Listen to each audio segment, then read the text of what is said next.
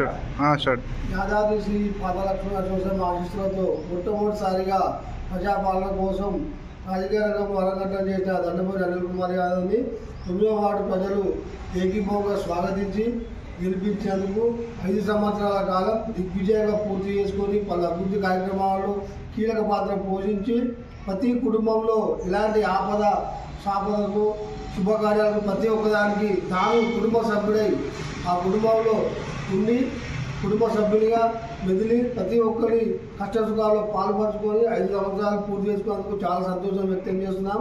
అంతేకాకుండా తన రాజకీయ జీవితంలో మరి వచ్చేటువంటి మళ్ళీ పురపాలక సంఘం ఎన్నికల్లో ఖచ్చితంగా మేము అందరం కలిసి ముందుండి మళ్ళీ గెలిపించుకొని ఈసారి చైర్మన్ పదవిలోనైనా లేదంటే వైస్ చైర్మన్ అయినా ఖచ్చితంగా చెప్పేసి తెలియజేస్తున్నాము. ఆ పాదలక్ష్మీ నరసింహస్వామి దివ్య ఆశీస్సులు ఉండాలని చెప్పేసి కోరుకుంటున్నాము.